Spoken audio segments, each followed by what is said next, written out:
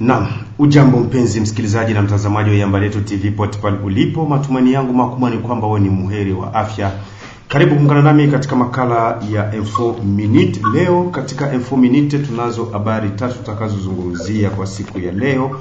Habari ya kwanza ni kwamba majenerali waliojitangaza wawili kutoka tarafa la Kabare wawasili mjini Uvira kuungana na vikosi vya wazalendo kwenda kwenye mashamba ya mapambano, na majenerali hao watakwenda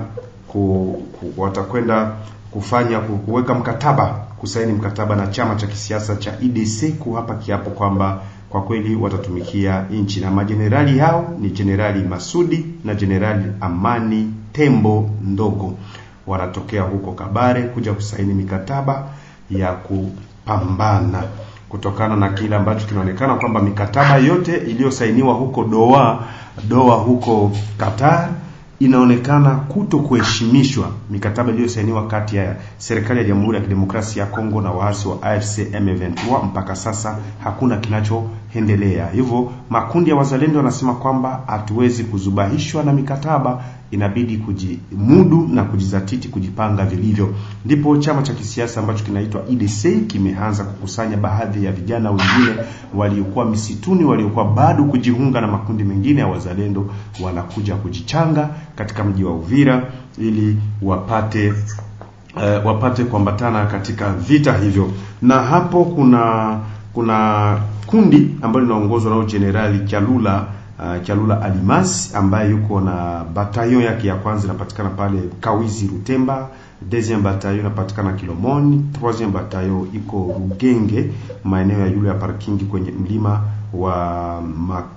unaoitwa Makarungu. Quatrième bataillon inapatikana pale Kaholoholo, maeneo ya mpaka wa Burundi na DRC kule Kilomoni, na 5e bataillon inapatikana Kasenga Muramvya, huko maeneo ya huko Uvira. Etat major inakuwa pale na Mukanga yulu ya Mayamoto. Generali wao ni Kyalula Alimas, ila wengine brigade nyingine nzima inaongozwa na kamanda vya Mungu huko Luvungi, wanagawanyika hivyo ili kujipanga kuzuia adui. Ni kuombe upate kusubscribe channel ya kwetu, ujiabone, partager lien kwa watu wengine na aime page. Wakati kuna aime page unanisaidia, wakati una partager page yangu unanisaidia, wakati unajiabone inakuwa unanisaidia. Kujiabone wakati uko kwenye simu yako kwa YouTube pale, angalia, utaona kuna sehemu kuna alama ya kengele ndogo kama zile tunatumikisha kwenye Ecclesia Takatifu Katoliki. Kale alama kale kaguse mara mbili, tik tik, na kukagusa mara mbili unaangalia kwenye mkono wako wa kushoto hapo kuna maandishi boîte de dialogue, itakuja pale, nenda sehemu ambayo inaandikwa tout. Ukigusa tout, ina maana pale kila wakati Thompson anapokuwa hewani, wewe utakuwa wa kwanza kupata taarifa zangu, nikiwa kwenye shamba za mapigano, nikiwa mitahani, nikiwa masokoni, nikiwa wapi, utakuwa unazipata hizo taarifa. Kwa hiyo ndio kwa maana kila mara nakuwa na kuhamasisha msikilizaji wangu kujiabone, kuaime page, kuipartager mu group WhatsApp zingine, kuipartager meme kwa stati yako. Hiyo itakuwa inanipa moyo na nguvu za kukutafutia. Tunampokea hapa Jack ambaye ni mwenyekiti wa chama cha IDC. Ndugu kiongozi, ujambo? Ujambo mtangazaji. Unanisikia kwa hali faswa? Na kusikia vizuri. Naam. Tumekuita kiongozi ili kuzungumzia kuhusu swala la hawa wapiganaji, viongozi wa wazalendo, majenerali ambao wanatoka huko Kabare kuja kujiunga nani hapa. Kulikoni? Kipi kinachoendelea? Ndiyo mtangazaji, kinachoendelea tu, unajua kama sisi ni chama cha siasa na tulichukua jukumu tujiunge na wazalendo juu ya kutetea nchi yetu na raia. Sasa ni mapatano yenye tunafanya na wazalendo, vikundi vya wazalendo. Tunaendelea tunafanya mapatano na wazalendo tujue namna ya kugomboa raia yetu katika matatizo ya wageni wanaokuja kutuua na katika dikteta ya government yetu. Juu raia yetu haina mtetezi, hata nchi haina mtetezi kwa sasa.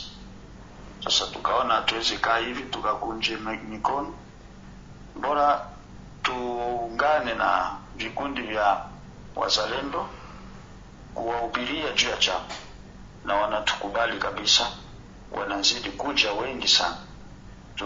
Tuwe pamoja juu ya kutetea nchi yetu na kutetea haki ya raia yetu. Juu raia yetu nauawa sana bila mtetezi. Hatuna mtetezi katika nchi yetu na tunapaswa kujitetea sisi wenyewe. Ndio maana IDC naona kama hatuwezi tumika pamoja, hivyo tutumike na wazalendo, watoto wetu wanajitolea juu ya uhuru ya nchi na uhuru wa raia yetu. Na nchi ya Jamhuri ya Kidemokrasia ya Kongo ina vyama vingi vya kisiasa karibuni 600 hivi. Vyama hivyo hatujawahi kusikia chama ambacho kinafanya mikataba na wazalendo. Nyinyi IDC, kipi kimewasukuma kwanza kuweka sahini na wazalendo, kuwauliza, kuwakubalisha kupigana na M23? Ndio, kama gisi na unauliza hivyo, kuna vyama vyenye vinatumikia tumbo ya hawajali na maisha ya raia na hawajali na nchi, wanajali na tumbo, pesa. Sisi tunajali na maisha ya raia na nchi yetu, kutetea udongo. Na wale wazalendo pia wanajali na maisha ya watu na kutetea nchi, na hawana msaidizi.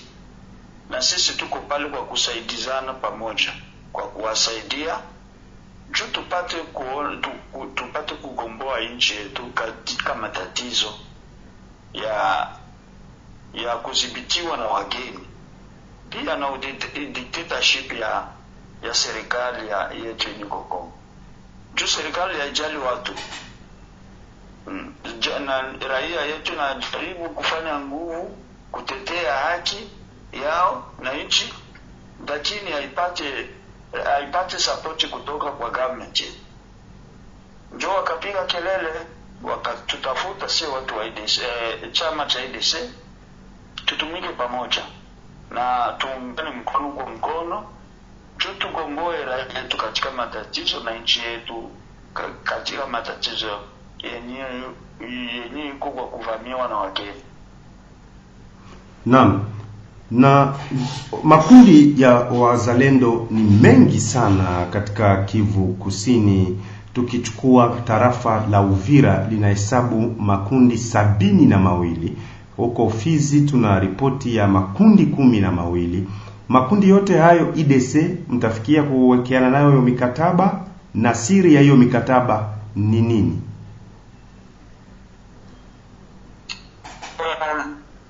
Hayo ni jukumu yenyewe UDC ilichukua. Tutaongea na makundi yote kuyatia pamoja, juu makundi mengi hawana support ya government, wanaachiliwa, hawasaidiwa. Na zile zote bunduki zile kubaya mikono ya watu sio vizuri. Bora tuwalete, tuikae pamoja na tujue namna gani tutagomboa nchi yetu. Najua vile mna makundi mengi, lakini tunaenda tunaongea nao, tunawaleta ndani ya chama cha IDC. Wanatukubalia kabisa, wanakubali kutumika pamoja, na ndio maana unaona wanakuja wote, na wengine wangali watakuja kwa kutumika na sisi juu tukomboe nchi yetu katika utumwa. Ndani ya maandiko matakatifu ya Biblia kwenye kitabu cha Ufunuo sura ya 1 kule mstari sijui kama wa 7 wa 8 kule, Yesu akasema kwamba yeye ni Alfa na Omega, maana yake mwanzo na mwisho. Nyinyi mwanzo wenu ni kataba na wazalendo, mwisho mtaishia wapi? Mwisho ni kuchukua madaraka. Kwa nini? Juu hata vile kama wageni wanavamia nchi yetu, juu hatuna serikali inatumikia raia. Serikali yenyewe haitetei nchi. Hatuna serikali. Katika mwanzo wageni walianza kuchukua kuingia ndani ya nchi tangia Nord Kivu mpaka jinsi wanafika Bukavu, Sud Kivu. Hakuna mtetezi, hakuna serikali, hakuna viongozi vyenye vinajali na raia. Na wageni wanaendelea kuchukua udongo wa nchi. Na tutafunga mikono sisi wenye nchi. IDC iliundwa juu ya kutetea haki za raia ya ndani ya nchi ya Kongo na kutetea nchi yetu. Hatuwezi angalia hivi baki sisi viongozi vya IDC, hatuwezi fanya vile kama. Tunapaswa fukuza wageni na tunafukuza serikali kwa sasa. Juu haifanye kazi. Raia inateseka. Raia haichungi raia, haijali na raia. Viongozi havijali na raia. Angalia Nord Kivu, Sud Kivu, hawajali. Watu wanauawa ovyo, wanakufa na njaa. Lakini serikali ya Kinshasa haijali. Hata zingine province kwenye hakuna vita, raia inateseka. Hakuna maji, hakuna barabara, hakuna moto, makazi hakuna. Hayo yote tukiangalia vile si viongozi wa IDC tunasema no, nchi haiwezi endelea vile, haiwezi kuendelea vile. Tunapasha chukua madaraka. Tutengeneze tujenge nchi na kugeuza maisha hii. Naam. Mpenzi mtazamaji wa Iyamba Letu TV, hii ni Iyamba Letu TV, makala ewani ni Info Minute. Unazungumza na Thompson ambaye tuko kwenye line ya simu naye mwenyekiti wa chama cha kisiasa cha IDC kuhusu mikataba wanayowekeana na makundi yanayomiliki silaha ya wazalendo, kuweka viapo vya kutumikia nchi, kupigania nchi, kusaidia jeshi la taifa kukomboa nchi ya Jamhuri ya Kidemokrasia ya Kongo. Bwana Jake, mji wa Goma ulikuwa na idadi ya 10,000 ya askari jeshi wa taifa la Jamhuri ya Kidemokrasia ya Kongo. Walikuwa na vifaru na zana nyingi za kivita, lakini wakashindwa kuudhibiti na kuzuia adui kuingia katika mji wa Goma unaodhibitiwa mpaka sasa. Hivi mnafikiri kwamba nyinyi wazalendo mtaweza nini ambako madrone yameshindwa? Swali nzuri. Serikali yetu haikupenda kugomboa raia na nchi yetu. Watumika pamoja na wageni wavamizi. Lakini sisi tuna hakika kama kwa nguvu zetu na nguvu za IDC na wazalendo tutawafukuza na tutachukua udongo wetu. Juu hatuwezi waachilia udongo wetu uende hivi. Hatuwezi achilia. Kwa nguvu za wazalendo, nguvu za Mungu zenye aliwapatia na nguvu zetu sisi wa viongozi wa IDC, na tutafukuza wageni, wataenda kwao. Mgeni tujura kwake na nguvu ndani ya nchi ya watu. Lakini serikali yetu inafanya biashara kwenye madaraka. Inapenda vita vikue kule Nord Kivu na Sud Kivu, Kivu en general. Wao wazidi kubakia madarakani. Hawajali na maisha ya watu wala na kujali na kukatwa ya udongo wetu. Na ndio maana tuliona bana ilivyo tusaidizane na wazalendo. Wazalendo wana nguvu kwa sasa, wao ndio wanazuia wale wageni wavamizi. Serikali imeshindwa, lakini haishindwi juu haina nguvu. Ina pesa, ina askari jeshi, ina kila kitu, lakini hawataki. Juu wanafanya biashara kwenye madaraka.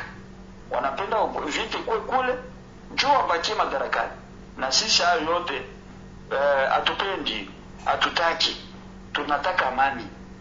Amani ya nchi yetu na amani ya raia yetu. Na maisha ya raia yetu igeuke na nchi yetu ijengwe. ndio tunahitaji, na hayo tutayafanya. Hayo tutayafanya pamoja na wazalendo, pamoja na raia yetu.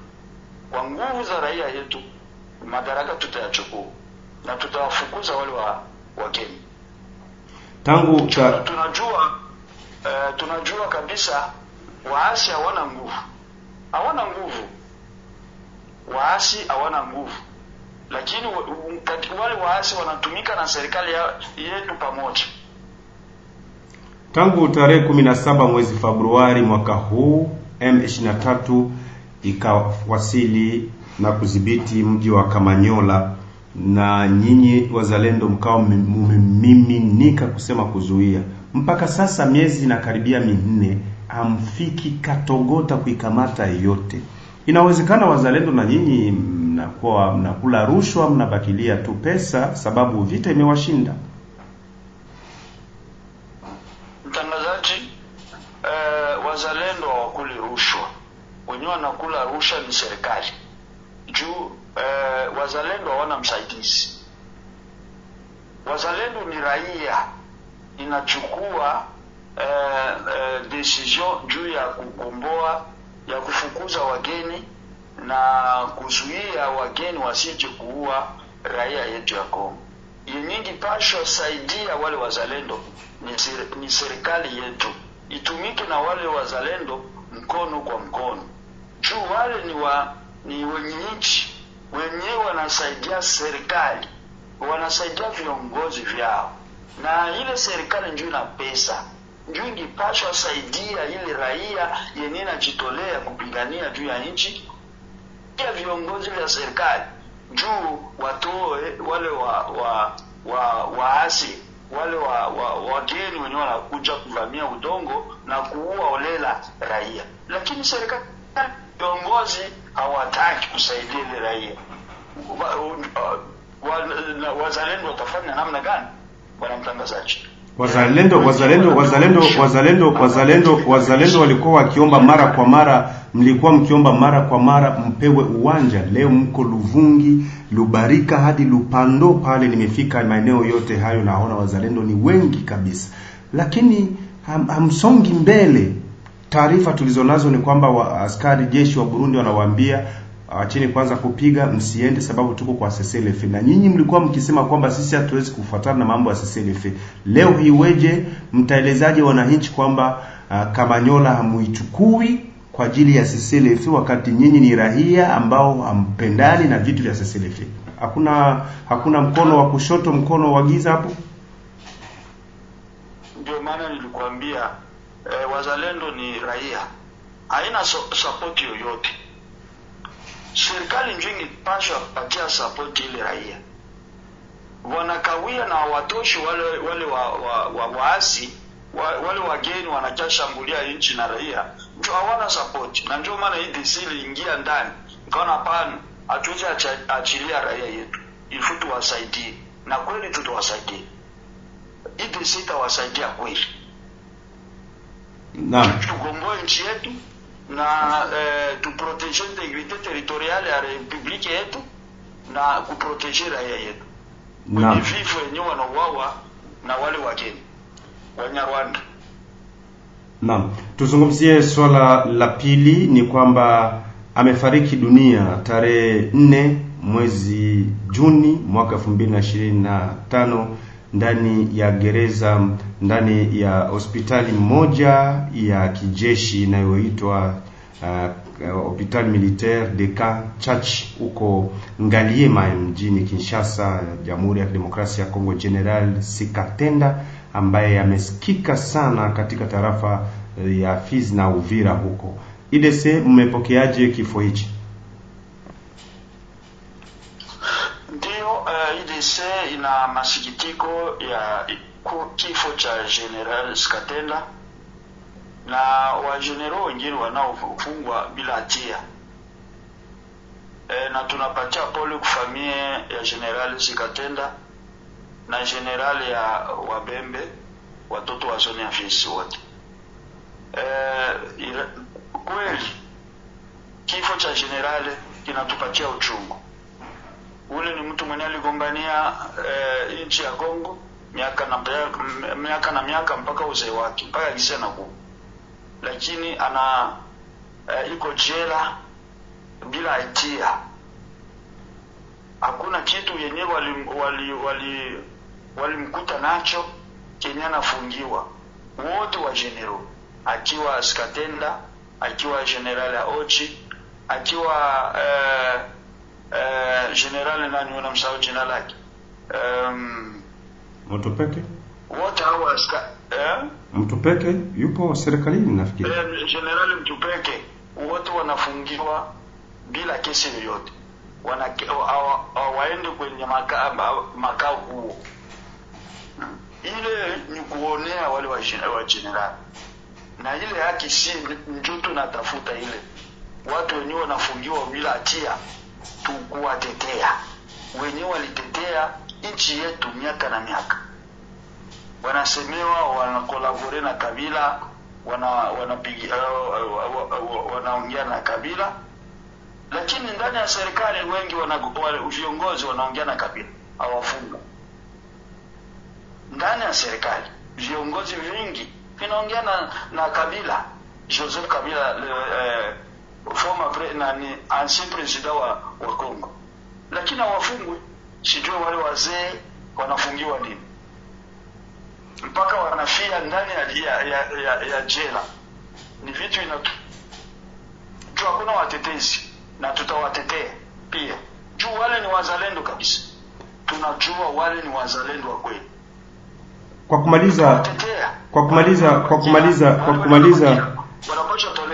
Kwa kumaliza unazungumziaje siasa ya Jamhuri ya Kidemokrasia ya Kongo kwa ujumla, haswa wakati huu Jamhuri ya Kidemokrasia ya Kongo imewekwa pa nafasi ya pili ndani ya Baraza la Umoja wa Mataifa, kwamba wanaweza wakasaidia kutatua matatizo ya Afrika. Watawezaje kutatua matatizo ya Afrika na kusaidia dunia nzima wakati ambapo wameshindwa kutoa M23 Goma, Bukavu, Minova, Bweremana, Kalehe, Katana, Nyabibwe, huko Kasheke, Kavumu, Kamanyola?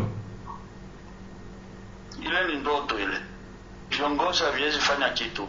Hata watumike wapewe ile vyeo kule, hawawezi fanya kitu. Wanashindwa ndani ya nchi kutetea haki ya raia yao, kuprotege raia yao, kutengeneza maisha ya raia yao. Sasa hata wende wapati vile vita ya wapewe vyeo kule ndani ya ONU, hawatafanya kitu. Watafanya kazi gani? Wanaenda kula pesa tu. Ndani ya nchi yao wanashindwa kuprotege raia na nchi. Ile vyeo wanapata si wazie kama watafanya kitu kimoja. Hakuna kitu lolote watakayofanya. Na hawawaheshimie. Juu hawafanyie raia yao kazi na nchi yao kazi. Serikali wanaanza kwanza kusolve kuresoudre probleme ya ndani ya nchi yao, kisha ndio wanaenda kule. Serikali ya Jamhuri ya Kidemokrasia ya Kongo imepiga marufuku kwa waandishi wa habari na vyombo vya habari kutangaza jambo lolote kumhusu Joseph Kabila Kabange na chama chake cha PPRD, aidha kuwahoji, kuwapatia nafasi yoyote ile. Wewe umeonaje hiyo hatua? Ni udikteta. Nyinyi wa journaliste wanafanya kazi yao na wanapasha kuwa na liberte ya kuzungumza na mtu yoyote. Nchi yetu ni demokrasia. Hawawezi kukataza wa journaliste watangazaji kuongea na mtu. Ile ni udikteta. Wanachokitaka kwa mujibu wa Patrick Muyaya, waziri wa habari na msemaji, amesema kwamba si kwamba waandishi wa habari ndio wananyimwa haki yao, lakini hawataki Joseph Kabila hawe akisikika. Ina maana itakuwa kwamba anasindikizwa, ni kama wanapata sapoti fulani ya vyombo vya habari. Kwa hiyo kila chochote anachokifanya katika mji wa Goma katika siasa yake kisizungumziwe na vyombo vya habari vya DRC, hata chama chake kisizungumziwe, ili isiyo kama vile kumpigia debe. Hapo ndio nilikuwa nataka kujua mtazamo wako. Ndio maana nimekuambia ule ni udikteta. Hata katiba yetu ya nchi haisemi vile. Waandishi wa habari wana haki ya kuoji kila mtu, na kuzungumza na kila mtu. Ndio katiba yetu. Uhuru wa kuongea. Wa journalist. Wa journalist sio wao wenyewe wana support Joseph Kabila. Tunajua nani ana support Joseph Kabila. Na wende kule kuzuia wale. Sio wa journalist. Na vipi Joseph Kabila hana haki ya kuzungumza? Joseph Kabila hana haki ya kuua raia. Juu yeye ni ancien president wa nchi. Asingeenda kujiunga na wageni kuua raia yake. Hata IDC ina condamné gisi Joseph Kabila alifanya. Haifurahiwe na hatuwezi kaa pamoja na Joseph Kabila kwa tendo lenye alifanya.